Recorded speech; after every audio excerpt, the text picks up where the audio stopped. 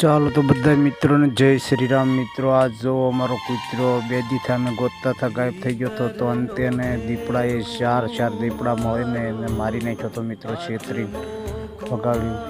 તો મિત્રો આજ આપણને એનો પાર્થિવ દેહ મળી ગયો છે મિત્રો, બગીચામાંથી ગોતીને લાવ્યા અમે 5 જણાથી। તો અમારા હરેશ છે જમાયા ખોર ખોદી રહ્યા છે, એમની સમાધિ ખોદી રહ્યા છે। એ હરેશ છે કાળેલેથી આવેલા છે, અને બાબુ કાકા છે, ધનાકા છે, અને ઊંચો અને દિવેશભાઈ।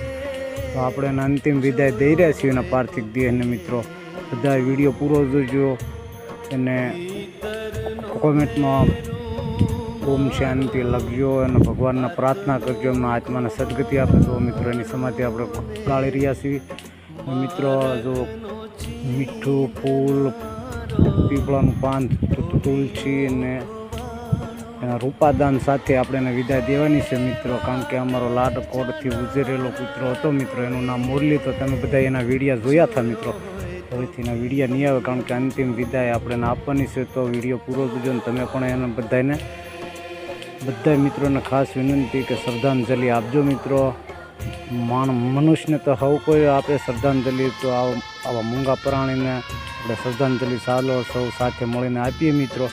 અમારા પરિવારનો લાડકો એ કૂતરો હતો મિત્રો, અમારા ખંભો મિલાવીને અમારી વાડીનું રક્ષણ કરતો મિત્રો। એ કૂતરો કોઈ દિવસ અમે એને માન્યો નહોતો, એ અમારો લાડકો આવ્યો છોકરાને તરીકે અમે નાનેથી ઉજરીને મોટો કર્યો હતો। એની મા મરી ગઈ હતી મિત્રો, તો એને પણ એટલો પ્રેમ અમારા પરિવારમાં આપ્યો છે તેમ 2 દિવસથી અમારા ઘરે કોઈ પૂરું ખાતું નથી મિત્રો। અમારું ઉજળ અમારી વાડી થઈ ગઈ છે, અમારું આંગણું સૂનું છે, ને આવો વફાદાર પ્રાણી હવે જીવનમાં કોઈ દિવસ મળશે નહીં મિત્રો, એટલો વફાદાર રહેલો છે। હું ઘરે ન હોતો મિત્રો, આખી રાત જાગીને એ અમારા ઘરની રક્ષા કરતા, ને પછી કોઈને કડવું નહીં મિત્રો, પણ આ વાડીએ કોઈને આવવા નહીં દેવાનો, હામી સાચથી ઊભો રહેતો।